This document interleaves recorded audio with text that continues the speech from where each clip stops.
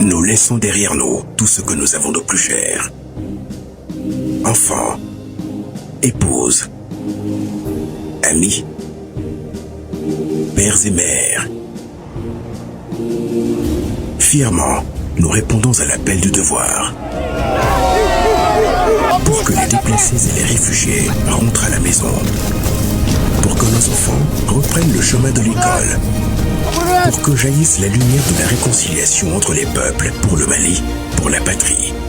Cette voie, nous l'avons choisie, au prix de nos vies. Nous défendrons nos couleurs. Et si nous laissons derrière nous, veuves et orphelins, nous vous prions, prenez soin d'eux.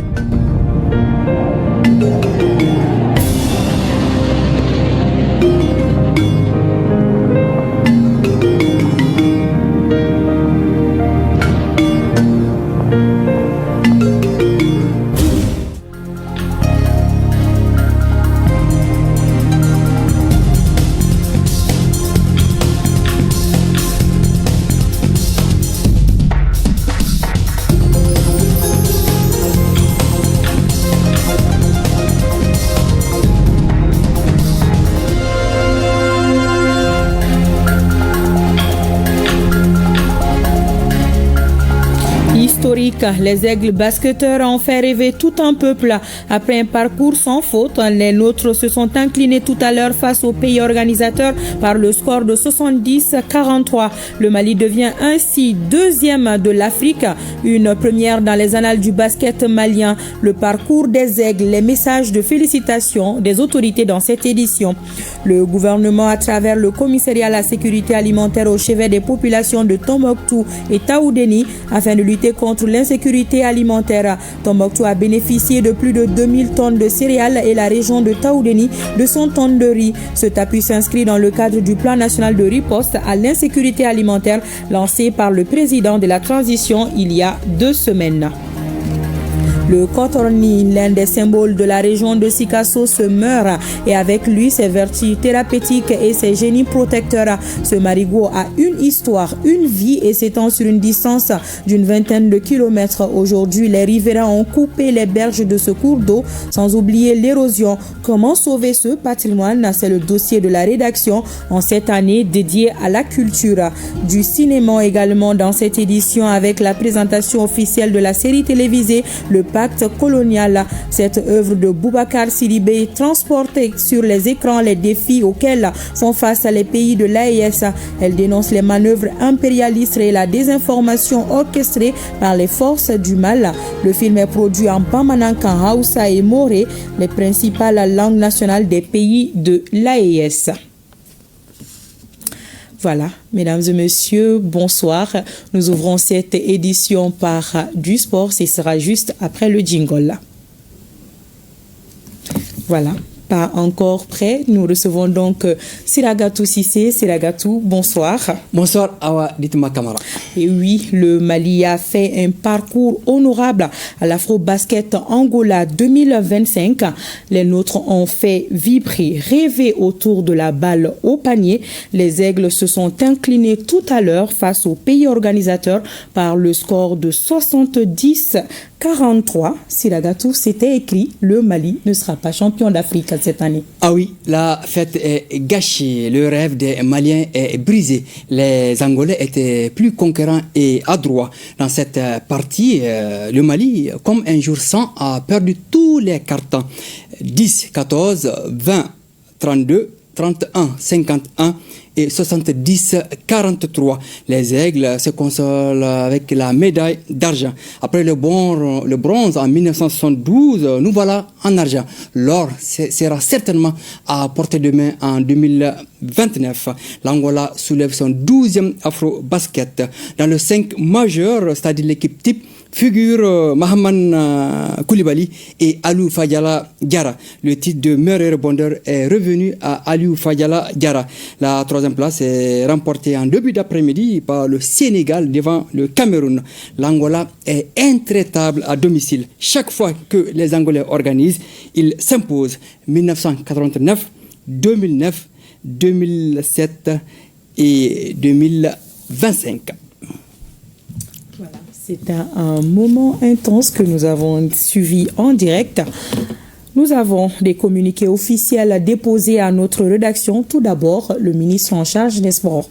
Le ministre de la Jeunesse et des Sports, chargé de l'instruction civique et de la constitution citoyenne, Abdul Kassim Ibrahim Fomba, informe l'opinion publique nationale que l'équipe nationale senior de basket s'est inclinée en finale de l'Afro-Basket disputée ce dimanche à Luanda, en Angola. Malgré une prestation courageuse et engagée, nos aigles basketteurs n'ont pas pu décrocher le titre continental, s'inclinant face à l'équipe nationale angolaise sur le score de 70-43.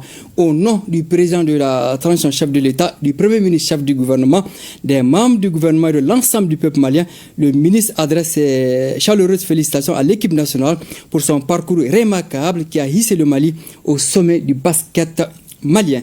Tout au long de la compétition, nos joueurs ont démontré une force collective, une discipline exemplaire et un esprit de patriotisme inébranlable, écrivant une page importante de l'histoire du sport malien. Cette finale, bien que perdue, constitue une victoire en elle-même et une source d'inspiration pour toute la jeunesse du pays. Le ministre salue l'implication des joueurs, de l'encadrement technique, de la Fédération malienne de basketball ainsi que de tous les acteurs qui ont contribué à ce parcours honorable. La délégation malienne fera son retour à Bamako le mardi 26 août 2025 à 15h55 à l'aéroport international président Modibo Keïta Sénou. Le ministre invite le peuple malien à réserver un accueil digne, fraternel et enthousiaste à nos vaillants représentants qui ont fait vibrer tout un pays. Voilà. Ensuite, le Conseil national de transition, CNT, Siragatou. Le président du Conseil national de transition, les membres du bureau de la conférence des présidents, ainsi que l'ensemble des membres du Conseil national de transition et le personnel parlementaire ont suivi avec fierté et une très grande satisfaction les performances historiques réalisées par l'équipe nationale senior masculine à l'Afro-Basket en Angola du 12 au 24 août 2025. Cet exploit constitue une première dans l'histoire de cette compétition qu'une équipe masculine senior du Mali soit vice-championne à l'Afro-Basket masculin. Cette belle performance place le Mali sur le podium africain. Le Conseil national de transition tient à exprimer ses vifs remerciements aux basketteurs de l'équipe nationale senior pour ce qu'ils ont accompli au cours de ce rendez-vous de basket africain en termes de rendement exceptionnel, de discipline et de don de soi pour la mère patrie. Le Conseil national de transition remercie l'équipe nationale senior de basket pour la joie qu'elle a procurée à notre peuple et leurs différents supporters des pays frères et amis de l'AES et du monde qui ont suivi leur impressionnant exploit avec fierté et admiration. Le président du Conseil national de transition, au nom de l'ensemble des membres du Conseil national de transition et du personnel parlementaire, adresse ses chaleureuses félicitations aux membres de l'équipe nationale senior basketteurs, staff technique et médical dirigeants, cadres de la Fédération malienne de basketball ainsi qu'au département des sports. Voilà. Et on s'arrête un instant sur un homme, Aladji Diko, le sélectionneur des Aigles, en même temps directeur technique national. Il est fondamentalement l'architecte du sacre continental. Je vous invite à suivre son parcours avec Siragatou Sissi. De l'ombre à la lumière, le technicien des Aigles du Mali, Aladji Diko, est entré dans l'histoire du basketball malien. Il est devenu le premier sélectionneur à qualifier le Mali pour la finale de la Coupe du Monde des moins de 19 ans garçons en Grèce et le premier à atteindre la finale de l'Afro-Basket senior messieurs en Angola. Aladji Diko, l'enfant de Tombouctou, est piqué par le virus du basket dès son enfance. Il le pratique sur place et au centre Al-Kaya Touré avant d'embrasser la carrière d'entraîneur. Une page s'ouvre. Il fait ses premières armes à l'USFAS Dam en décrochant le titre de champion du Mali. Il enchaîne avec le centre Bintou Dembélé de Koulikoro, mais manque de justesse le titre. C'est déjà une performance pour une équipe régionale. Aladji Diko se perfectionne et veut aller vite à l'allure d'un chronomètre. Il participe à des stages d'entraîneur niveau 2 FIBA Afrique en France, en Espagne et aux États-Unis. Le coach Diko est suffisamment armé pour relever d'autres défis. Sa rigueur dans le travail le propulse au sommet. La Fédération malienne de basketball le nomme à la tête de la sélection des moins de 16 ans garçons. Il devient vice-champion d'Afrique en 2009 au Mozambique. Sa première grande expérience internationale a été riche en enseignement. Aladji Dicko prend ensuite les rênes des moins de 18 ans garçons et remporte le titre de champion d'Afrique en 2018 à Bamako. En 2019, il conduit la même équipe à la Coupe du Monde des moins de 19 ans en Grèce. Le Mali perd en finale devant les États-Unis.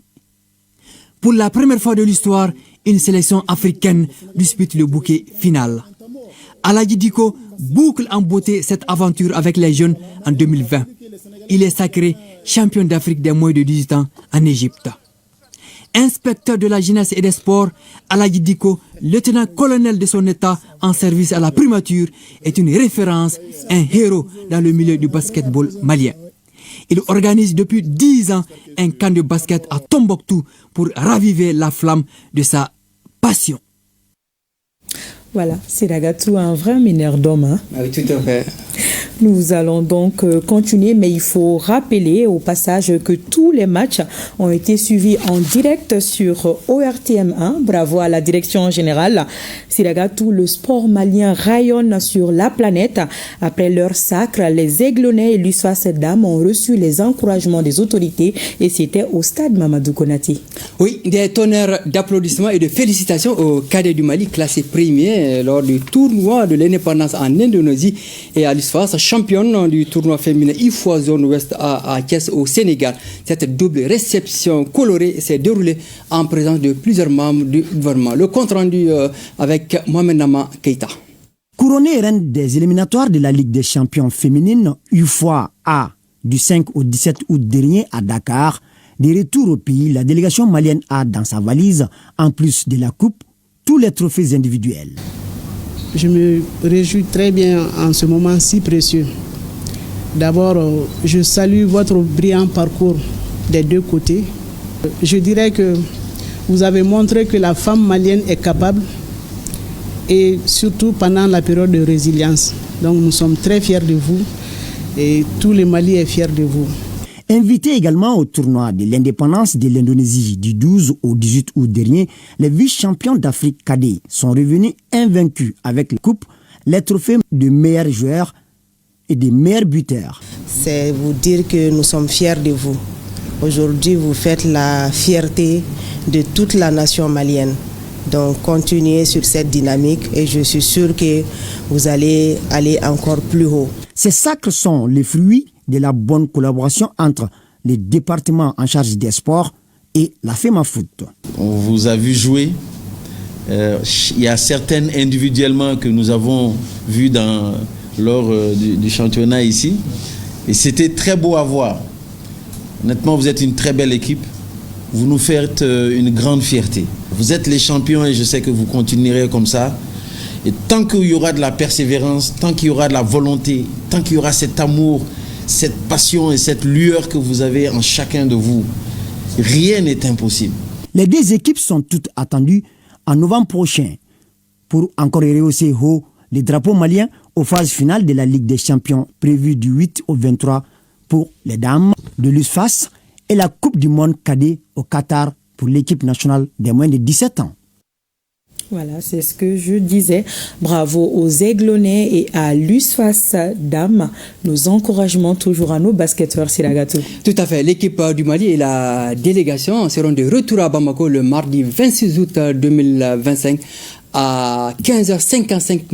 Donc, tous à l'aéroport international président Modibo Keïta Sénou pour ce accueil. Le peuple malien est fier de vous.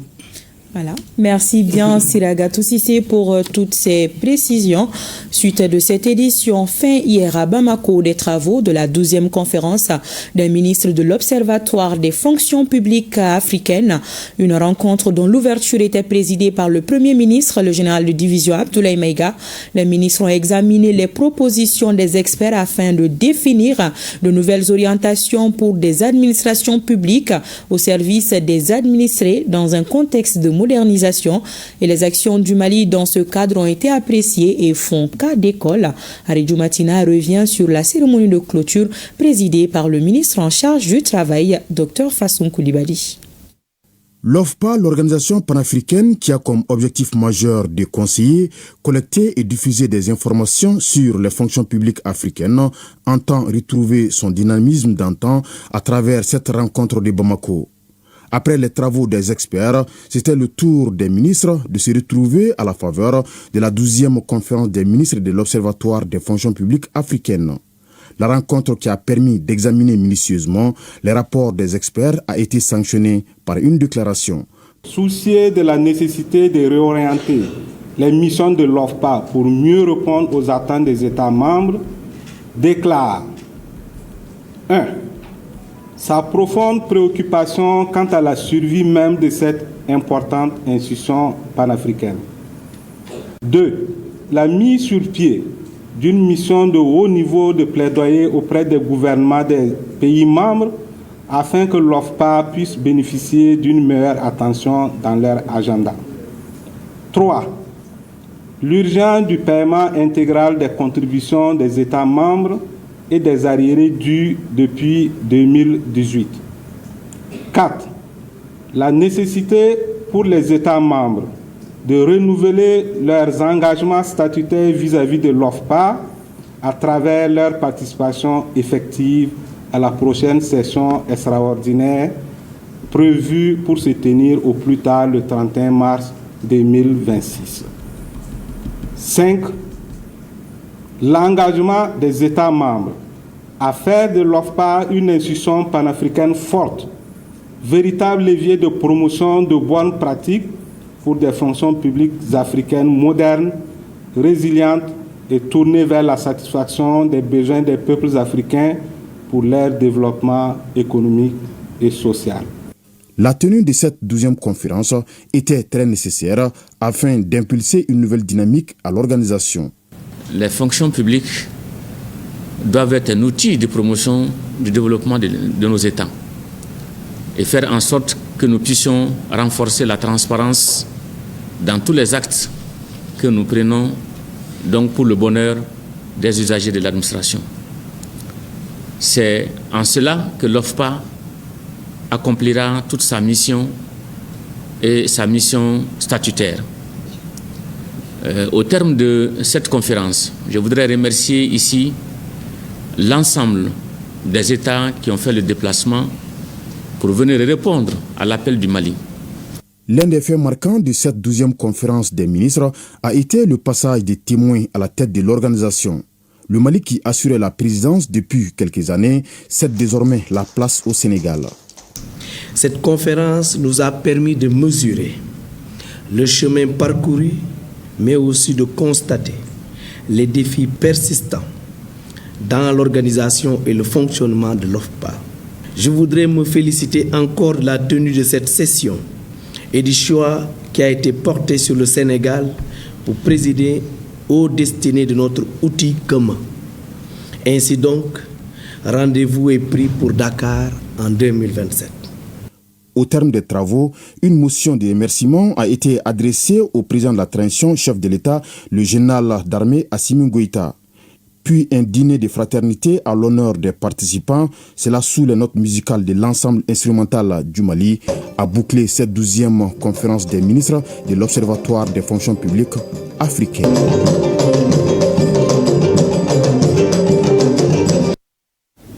Et je vous l'annonçais dans les titres, dans le cadre du plan de riposte contre l'insécurité alimentaire lancé par le président de la transition, certaines régions du Nord en situation de vulnérabilité ont reçu leur dotation des mains du commissaire à la sécurité alimentaire. C'est ainsi que la région de Tombouctou a bénéficié de plus de 2000 tonnes de céréales et Taoudeni 200 tonnes de riz. Le geste vise à apporter assistance aux couches vulnérables.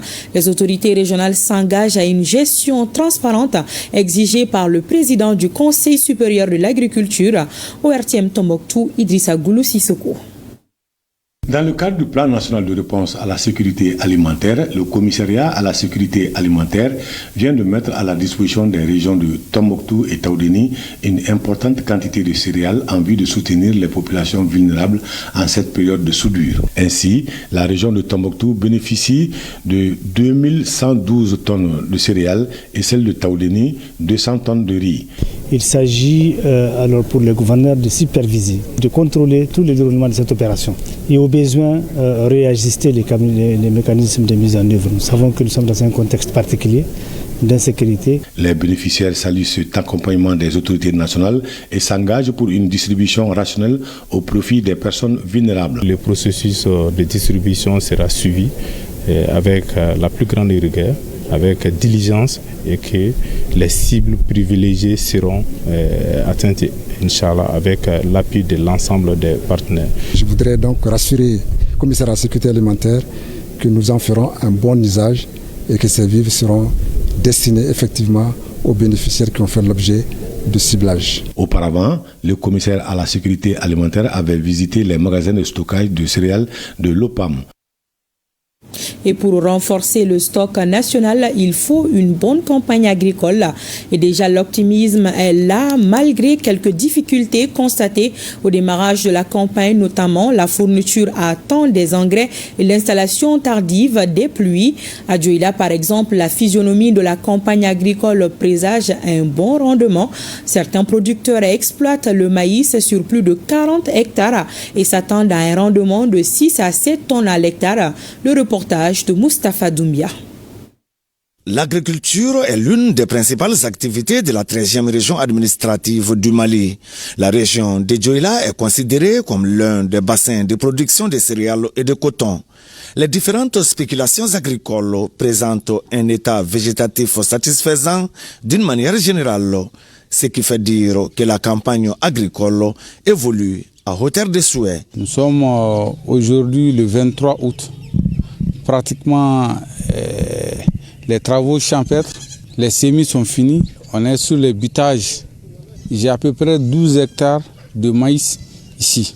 Il pleut abondamment. Même aujourd'hui ici, on a eu à peu près 35 mm de pluie. La Chambre locale d'agriculture couvre 23 communes correspondant à la 13e région administrative. Parmi ces communes, celle des Ankoulibaly, dans le cercle de Fana, abrite certains grands producteurs de la région de Dioïla, dont Yacouba Doumbia et ses frères qui exploitent des superficies non négligeables. Notre production est destinée à la consommation familiale ainsi qu'à l'appui de certaines personnes dans le besoin. Ici, nous avons plus de 40 hectares de maïs, de variétés locales et hybrides. Nous attendons 6 à 7 tonnes à l'hectare. Nous produisons en utilisant beaucoup de fumures organiques et très peu d'engrais. En plus du maïs, nous cultivons du mil, des sorgho et d'autres spéculations. Nous sommes vraiment satisfaits de la pluviométrie et de l'état de nos cultures.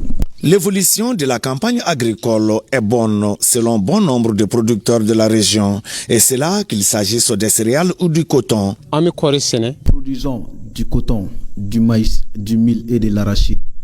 La campagne évolue à hauteur de souhait malgré un début difficile à cause de la pluviométrie. L'autre difficulté, c'est l'arrivée tardive de l'engrais subventionné par l'État, mais globalement, tout se passe bien. À la date d'aujourd'hui, la subvention continue à venir.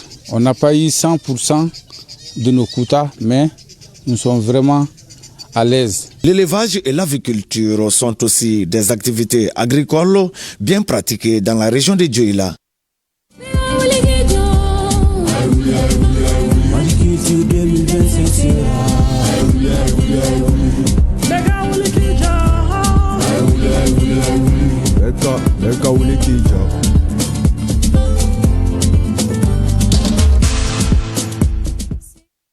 Et nous ouvrons la page spéciale consacrée à la culture.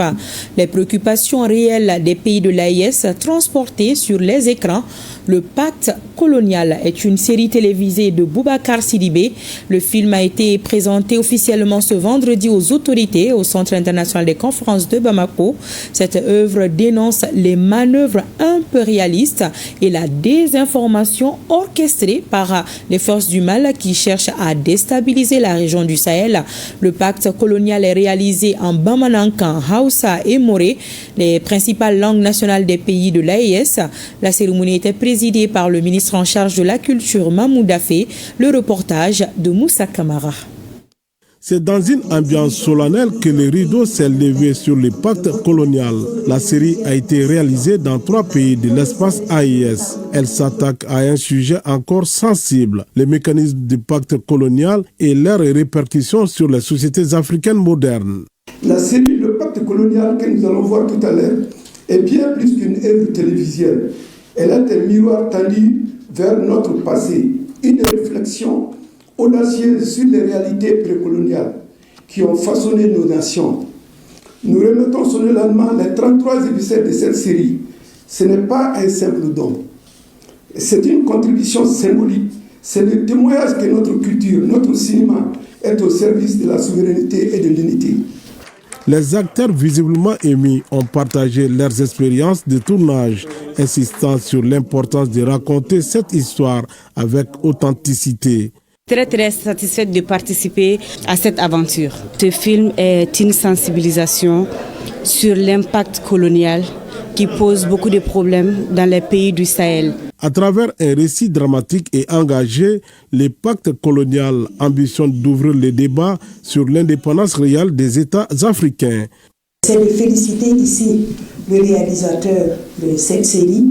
Toutes nos félicitations à vous, honorables, et que Dieu continue de veiller sur nous, sur nos communautés, de veiller sur l'AES, et que désormais nos yeux qui se sont ouverts ne se referment plus à jamais.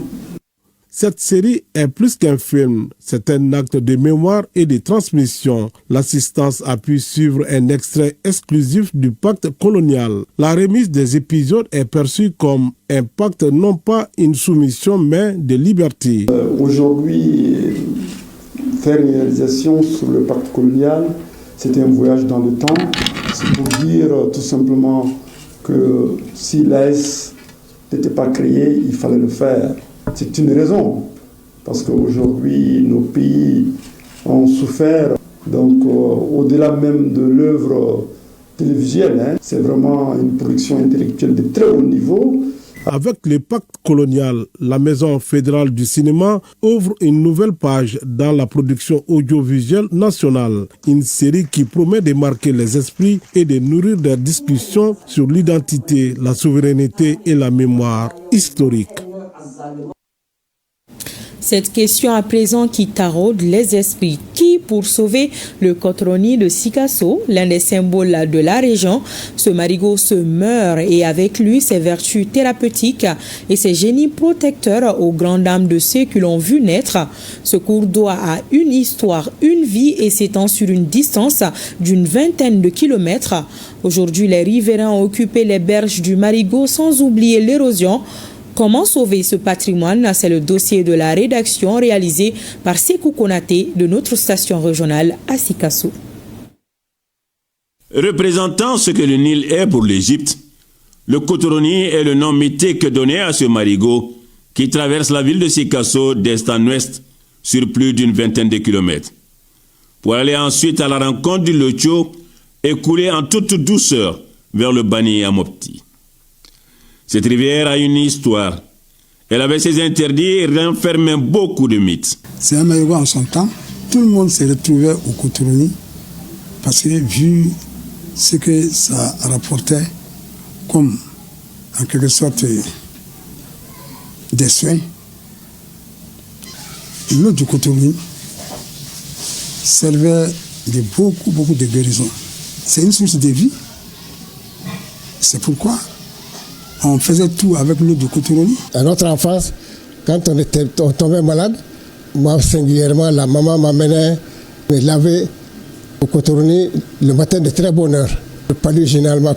Dans le temps, l'eau était claire, l'eau du Cotorouní et l'eau du Marigot ne se mélangeaient pas. Quand vous arrivez à ce niveau, à gauche, vous avez l'eau du Cotorouní qui partait à gauche et l'eau de l'Ocho qui va à droite. Et pendant l'hivernage aussi, pendant la crue, quand le Cotorouní est rempli en première position, le Locho est obligé de reculer. Vice-versa, le totem du Marigot, c'était les marmites en terre cuite là, Bogodara. Donc, au Darafinvi, au rétité de Cotorouní là. Si quelqu'un se noie dans le Cotorouní, 2 à 3 jours après, le Locho aussi va en faire autant. Des années 1920 à 1969, ce cours d'eau et sa jumelle, le Locho, ne tarissaient point pendant toute l'année. Mais de nos jours, force est de reconnaître que seule la période pluvieuse redonne vie à ce cours d'eau, et pour cause. Actuellement, l'état de Cotorouní laisse à désirer. Parce que vous voyez que les riverains ont occupé les berges, ce qui a fait qu'on ne reconnaît plus le Cotorouní. Dans le temps, c'était un marigot, il y avait des arbres aux abords, mais malheureusement, il n'y a plus d'arbres. Et aussi par la faute des hommes, de l'érosion et de l'ensablement. Ce cours d'eau, dont le nom est intimement lié à l'humour sikassois, est menacé de disparition si rien n'est fait pour conserver cet élément naturel de la vie de la cité du Kénédougou. Que la population comprenne quand même qu'il n'est pas bon de jeter les ordures vraiment au Cotorouní. C'est une sensibilisation, mais on a beau sensibiliser, tant qu'il n'y a pas des actions d'envergure, moi je ne pense pas que ça pourra porter fruit. Je souhaite ardemment que la mairie prenne en main l'entretien de ces 2 marigots du Cotorouní singulièrement pour que le Cotorouní puisse trouver son lustre d'antan. À cet appel, les autorités communales décident alors d'agir. Un élan de curage du lit du marigot est alors enclenché pour redonner au Cotorouní son visage d'antan et de préserver la quiétude des populations en période d'hivernage. Voilà, il le faut. Chacun de nous doit contribuer à la préservation de ce cours d'eau qui reste tout de même une identité de la région de Sikasso et pourquoi pas le Mali tout entier. Direction Tombouctou où l'art de la viande se transforme en véritable patrimoine culinaire, en rôtisserie savoureuse et saucisses aux recettes. Les bouchers déploient un savoir-faire unique qui fait rayonner la ville bien au-delà de ses frontières. Je vous invite à une séance de dégustation dans ce reportage signé Najim Baba Sissé et Mahamoudou Askofari.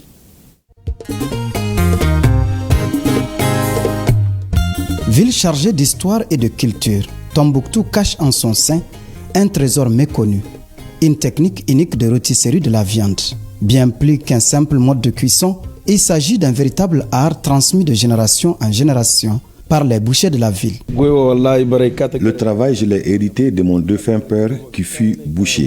Contrairement à Ili Mohamed, Baba Sissé, lui, a développé sa passion pour ce métier. Quant à moi, je suis venu par pur hasard dans ce travail que j'ai finalement aimé et même fait des formations dans quelques pays voisins comme le Niger et autres. Dans les ruelles animées, l'odeur alléchante de viande grillée flotte dans l'air et les clients affluent de jour comme de nuit pour s'arroger un morceau. Avant de commencer le travail, 10h, 11h, on fera tout pour avoir le morceau, pour mieux débuter la journée. Donc forcément, il faut qu'on passe ici à 10h30, 11h pour prendre le morceau. Je quitte au petit marché pour venir prendre le déjeuner ici. Si quelque chose tombe seulement, je viens, j'achète. Il y a des clients. Avant toute activité, le matin, je viens chercher mon morceau d'abord, histoire de bien démarrer ma journée. Garba Hamay, s'est expérimenté en matière culinaire, est formel quant à la qualité, la propreté et surtout la dextérité des bouchers de Tombouctou en matière de grillade. Je fais Niger 16 ans. Avec Gouna Chilifi, J'ai vu le tifi au Niger, mais la différence avec Tombouctou, c'est la cuisson, le goût et même la qualité de la viande. Tu vois, c'est bien cuit, même le doigt la perce. À côté de ces grillades savoureuses, on trouve également des saucisses traditionnelles appelées l'autre, préparées avec soin à travers des recettes anciennes, une importante quantité de viande sans eau et découpée en mini-morceaux, assaisonnée avec de l'oignon et des ingrédients, enfilés dans un boyau, direction le four. Toute la ville sait que l'outre n'attend pas, surtout après la pluie ou lorsqu'il fait un peu frais. Ça finit avant la viande et tout autre. Nous proposons ici la viande grillée, les saucisses et même les boyaux appelés djinana. Mais les djinana sont faits sur commande. La viande grillée est vendue de jour comme la nuit, tandis que les saucisses uniquement la nuit. Ces saucisses-là ici chez nous, c'est quelque chose qu'on est venu trouver ici, qui est très bon. Difficilement quand tu pars dans d'autres régions, tu trouves ça ou bien dans le reste du pays. Mais ici, c'est chez nous, c'est une tradition. Cette tradition culinaire est aussi une partie de l'âme de Al-Bilal Soudan. Son hospitalité, sa richesse culturelle et son profond attachement à ses racines. On nous a demandé de revenir à la tradition. Ce n'est autre chose que nos savoir-faire d'antan, comme cette technique-là. Tombouctou n'y connaît que ça, la bonne viande, un travail qui se fait dans les règles de l'art. Ce savoir-faire, bien qu'il soit peu connu en dehors de la région, mérite d'être protégé et célébré. Il fait partie du patrimoine immatériel de Tombouctou, au même titre que ses manuscrits anciens ou son architecture en banco. Voilà, de la viande bien assaisonnée à consommer avec modération afin d'éviter les surprises désagréables. Et c'est ce qui referme la page culture de ce dimanche.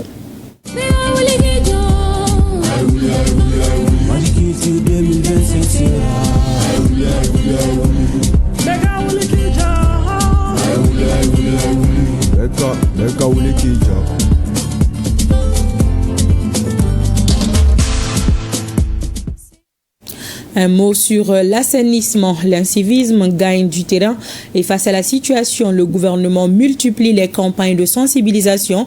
C'est ainsi que les ministres en charge de la promotion de la femme et sa collègue de l'environnement étaient hier au marché de Médine, en commune 2 du district de Bamako. Il s'agissait pour ces membres du gouvernement d'échanger avec leurs sœurs sur leurs préoccupations et procéder au lancement d'une journée de salubrité du marché, une initiative saluée par les occupants de ce marché. Le reportage de Sokona Kamisoko. Ces coups de balai des ministres en charge de la femme et de l'assainissement donnent ainsi le ton de cette journée de salubrité et d'échange avec les femmes du marché de Médine. Situé en commune 2 du district de Bamako, ce marché communément appelé Sougouninkoura est connu par sa capacité d'approvisionnement en fruits et légumes, mais aussi d'autres produits par des commerçants, majoritairement des femmes, de quoi poser un réel problème d'assainissement. Ce déplacement de 2 membres du gouvernement sur le lieu a donc tout son sens. Toutes les populations doivent s'impliquer à la propriété du marché. Un marché propre, c'est de la santé, c'est de la dignité, c'est le bien-être même de la famille. Donc c'était pour ensuite échanger avec ces dames, recueillir leurs préoccupations essentielles et ensemble prévoir des activités qui pourront résoudre à ces différentes préoccupations. Ça doit être une initiative de tous les jours. Les questions d'assainissement concernent principalement les femmes d'abord. Et leur dire aussi que les services d'assainissement sont là pour ça. Si elles ont des ordures ou des déchets à évacuer, elles peuvent faire appel aux différents services qui vont les aider à évacuer ces déchets-là. Cette journée citoyenne a été saisie par le collectif national des acteurs du marché du Mali pour égrener quelques-unes de ces préoccupations dont la résolution doit permettre d'améliorer les conditions de vie des membres du collectif. L'assainissement, c'est une bonne chose, mais la sécurisation des marchés aussi est la meilleure chose à faire aujourd'hui pour les marchés, avec la création des titres fonciers, bien notamment au nom de l'État. Cela nous empêche tout le temps les problèmes avec la justice. C'est pour venir recueillir ces différentes préoccupations et donc faire des recommandations et transcrire ces préoccupations en plan d'action Remerciements à mes homologues de l'assainissement qui nous ont appuyés en termes d'équipement, d'assainissement, et au ministre de la Jeunesse aussi qui nous a appuyés avec 70 jeunes de la brigade de citoyenneté. Cette visite des ministres en charge de la femme et de l'assainissement présage un futur partenariat avec les femmes du marché de Médine. La volonté commune est de faire de ce secteur informel un véritable outil d'indépendance économique pour les occupants du marché. Le ministre de la Jeunesse et des Sports, chargé de l'instruction civique et de la construction citoyenne, lui aussi était sur le terrain pour encourager et galvaniser la jeunesse autour du programme Année Fasoko Negasigida. Le reportage de Abdul Karim Kaba. Les jeunes s'approprient l'initiative Negasigida Nefasoko, ou concours du plus beau quartier. Elle vise à récompenser les efforts d'embellissement urbain à l'échelle communautaire tout en insufflant une nouvelle dynamique citoyenne à travers tout le pays. Nous avons terminé il n'y a pas longtemps à travers Madame le ministre de l'Environnement son projet Mon quartier propre. Et je pense que c'est une très belle continuité où les gens prennent conscience que poser des dalles, planter des arbres et assainir leur endroit, en plus de faire la peinture, c'est vraiment quelque chose qui est un ensemble. Et les questions de citoyenneté accompagnent cela. Je pense que la main-d'œuvre, nous l'avons dit, ça reste la jeunesse et les jeunes doivent se l'approprier pour s'assurer que ça ne se limite pas à un concours, que ce soit une habitude où tous les matins, chacun doit se réveiller pour dire qu'est-ce que j'ai fait devant ma maison, qu'est-ce que j'ai fait dans ma communauté. Et je pense que c'est comme ça que l'on construit un pays. Pour la jeunesse de la commune 4, la récréation est terminée. C'est tout d'abord montrer l'engagement de la jeunesse malienne à soutenir le général d'armée Assimi Goïta à travers le ministre de la Jeunesse et des Sports qui a initié le projet Nega Sigida, Nega Fasoko. En invitant les jeunes des quartiers à rivaliser de créativité et d'engagement pour améliorer leur cadre de vie, c'est contribuer à embellir l'environnement et renforcer le sentiment d'appartenance à la nation. D'autres pays ailleurs ont commencé petit à petit et je pense que c'est à travers des habitudes que les pays se sont construits. Et des fois, lorsqu'on fait des voyages dans certains endroits, on est un peu jaloux. Jaloux positivement, on se dit que cet endroit est très joli et très propre. Mais en réalité, c'est parce qu'il y a eu des efforts derrière. En choisissant la rue du cimetière à Sébinikoro, c'est participer à la réduction des difficultés des usagers. C'est pourquoi les autorités coutumières, religieuses et la population, toutes ont salué cet engagement des jeunes. Et ce communiqué qui vient de nous parvenir, le ministre des Affaires religieuses, du culte et des coutumes, se fondant sur la délibération de la Commission nationale d'observation de la Lune, porte à la connaissance de la communauté musulmane du Mali que le croissant lunaire Rabiul Awal ou Domba Kalo a été aperçu dans plusieurs localités du pays à la date du dimanche 24 août 2025. Par conséquent, le mois lunaire Rabiul Awal ou Domba Kalo débute au Mali le lundi 25 août 2025. En outre, la célébration des fêtes de Maouloud, naissance et baptême est prévue respectivement pour le vendredi 5 et le jeudi 11 septembre 2025 sur toute l'étendue du territoire national. Et nous ouvrons à présent la page AES de cette édition. Ce sera juste après le jingle.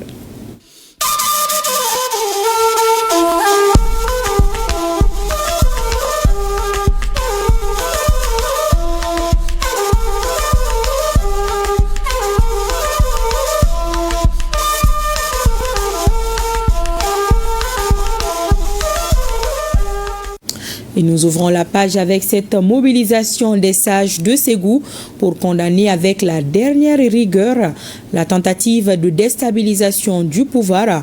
Une caravane a sillonné la ville avec des messages de soutien au président de la transition, le général d'armée Assimi Goïta et ses pairs de l'AES. Le reportage de Amidou Diallo. Non à la déstabilisation du Mali, c'est le maître mot de cette caravane qui a mobilisé des Ségouviens et plusieurs délégations venues de l'intérieur du pays. Les caravaniers sillonnent la ville de Ségou, puis tiennent un meeting au rond-point de l'hôpital Nianakoro-Fomba. Les manifestants, avec à leur tête les Saïs de Ségou, réaffirment leur soutien sans faille aux autorités de la transition. Aujourd'hui, plus qu'hier, Ségou apporte son soutien indéfectible aux autorités dirigeantes de la transition, en l'occurrence le général d'armée Assimi Goïta et ses compagnons. Condamne avec la plus grande fermeté les actes de déstabilisation dirigés contre la République. C'est le lieu de saluer spécialement l'engagement, le professionnalisme et la maturité de notre service de renseignement sous la haute direction du général de corps d'armée Modibo Kone. Occasion aussi pour les participants de saluer les efforts consentis par les autorités sous le leadership du général d'armée Assimi Goïta. Nous disons ici, merci, Monsieur le Président de la Transition, pour la libération du territoire, notamment la ville emblématique de Kidal. Merci pour la nouvelle constitution consacrant la 4e République. Merci pour la souveraineté retrouvée. Merci pour la refondation du Mali. Merci pour l'AES. Nous en sommes très ravis. Ségou est une région très courageuse. Ségou, c'est la cohésion. Ségou, c'est la volonté de faire développer notre pays. Ils se sont rassemblés aujourd'hui pour soutenir les plus hautes autorités. Et nous leur en serons reconnaissants. Et le message sera transmis à qui de droit, notamment le général d'armée Assimi Goïta et son gouvernement. Des messages d'engagement et de bénédiction, des appels à l'union sacrée en faveur du Mali sont entre autres temps forts de cette manifestation dans la cité de Balanzan. Au Burkina Faso, l'actualité, c'est la visite de terrain du ministre en charge de la Santé. Jean-Claude Kargougou était à Péni, une commune située à une trentaine de kilomètres de Bobo.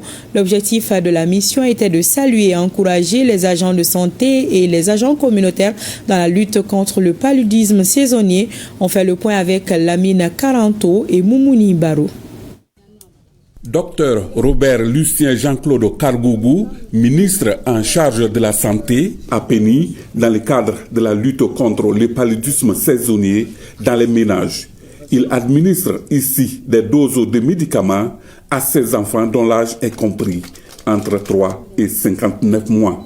Cette sortie pour le ministre s'inscrit au nombre des activités de la campagne de la chimioprévention du paludisme saisonnier dont le lancement a eu lieu en juin dernier. Aujourd'hui à Péni, nous nous sommes rendus compte que ce passage de la campagne de chimioprévention du paludisme saisonnier se passe très bien. Ces médicaments sont administrés aux enfants. Vraiment, c'est un avantage pour nous ici. Les enfants sont désormais épargnés du paludisme. Moi, j'invite les mères d'enfants à prendre au sérieux cette campagne.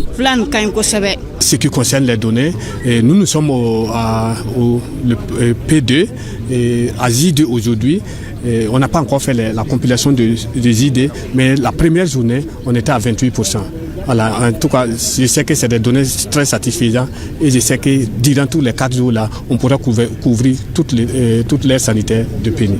Main dans la main, gouvernement et partenaires techniques et financiers ont la même vision du renforcement de la lutte contre le paludisme afin de protéger les enfants. Au nom de tous les partenaires, nous allons féliciter le gouvernement pour son engagement dans la lutte contre le paludisme à travers la CPS. Grâce à cette initiative, comme vous le savez, plus de 90% des enfants ciblés seront protégés. Comment ne pas insister encore une fois aussi sur les autres moyens de lutte contre le paludisme? C'est d'inviter les parents à dormir sous moustiquaires imprégnés à longue durée d'action. C'est important que chaque Burkinabé puisse faire en sorte que la destruction des gîtes larvaires soit une réalité. Un environnement assaini, tout le monde est interpellé afin de réduire la transmission du paludisme pendant la saison de pluie, surtout pour la tranche d'âge des enfants de 3 à 59 mois qui payent les plus lourds tributs. Au Niger, l'actualité, ce sont les différentes opérations menées par les forces de défense et de sécurité. Les FDS ont neutralisé des chefs de la secte Boko Haram, notamment le redoutable Bakura. D'autres suspects ont été interpellés et des matériels de guerre saisis. Le compte-rendu de Jocelyne Amoussou. Le 15 août 2025, la neutralisation de Bakura, alias Abou Oumeima, par les forces de défense et de sécurité nigériennes marque un tournant décisif dans la guerre contre le terrorisme au Sahel. Mais au-delà de l'élimination d'un chef sanguinaire de Boko Haram, cet événement révèle les complicités extérieures qui alimentaient son pouvoir, mettant en lumière les véritables commanditaires. Au-delà, le Sahel doit sortir de ces jeux obscurs, orchestrés depuis l'étranger, et devenir un espace de dignité, de souveraineté et de renaissance africaine. Au registre des opérations menées au cours de la semaine, elles se résument comme suit. Dans la région de Dosso, dans le cadre de l'opération Damissa, les forces de défense et de sécurité ont mené plusieurs actions offensives malgré les contraintes liées à la saison des pluies et aux difficultés de mobilité. Le 16 août, à la suite d'un signalement de vol de bétail dans le département de Djundju, zone de Karakara et Yeldou, une unité des FDS a engagé une mission de poursuite et d'interpellation. L'opération a permis de récupérer une somme de 238 700 francs CFA et de remettre les mis en cause aux services compétents pour la suite des enquêtes. Le 19 août, vers 11h, une patrouille de présence et de renseignement opérant dans le secteur de Tanda, département de Gaya, au village d'Adigalele, a intercepté une moto transportant 9 bidons de carburant destinés à l'approvisionnement des groupes armés terroristes. Le lendemain, 2 autres ravitailleurs ont été arrêtés à l'ouest du pays pour ce qui est de l'opération NIA. Une patrouille opérant dans le secteur d'Uro-Djaladjou a détecté puis neutralisé avec efficacité un engin explosif improvisé. Le 21 août, dans les environs de Sassarei, 2 agents infiltrés appartenant aux groupes armés terroristes ont été interpellés. Au cours de la même mission, un troupeau abandonné, composé de 42 petits et gros ruminants, a été découvert. Dans la localité de Garbounia, les unités déployées ont interpellé un individu identifié comme élément terroriste. Les vérifications menées ont confirmé son implication directe dans l'assassinat en juillet 2024 de 4 habitants d'un campement situé au sud du village.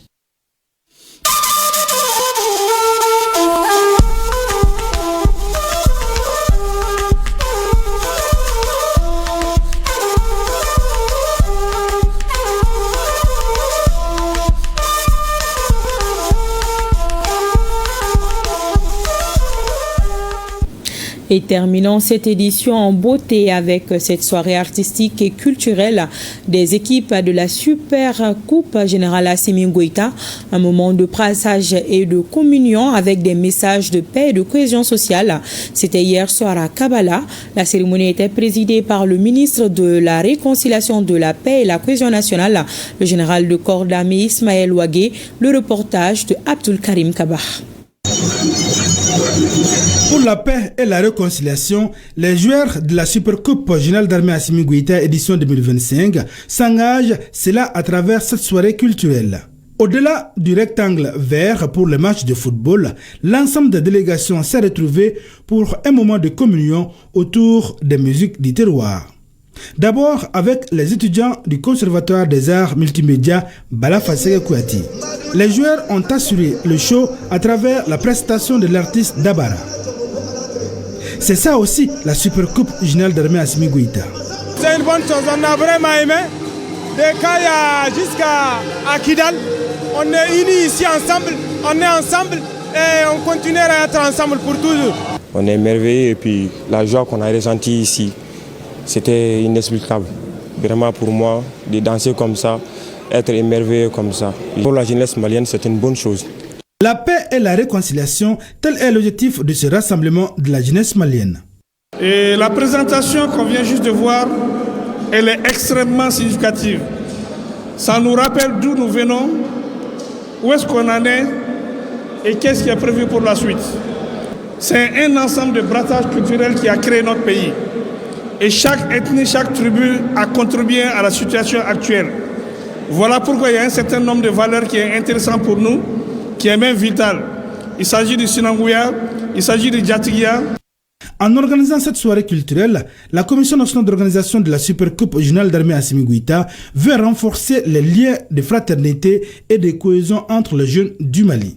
Cette soirée, nous l'avons initiée pour déjà divertir la délégation, mais aussi joindre l'utile à l'agréable en choisissant un thème sur la paix et la réconciliation. On a vu un beau spectacle du conservatoire Balafa Sékou Kouyaté qui est sur la paix et la réconciliation. Aussi l'artiste chanteur Dabara. Les joueurs participant à la Supercoupe Générale d'Armée Assimi Goïta, le temps d'une soirée, ont dansé dans la joie, surtout avec la prestation de Mama Diarra, gardien de but de l'équipe de Ségou à la Supercoupe Générale d'Armée Assimi Goïta, édition 2025.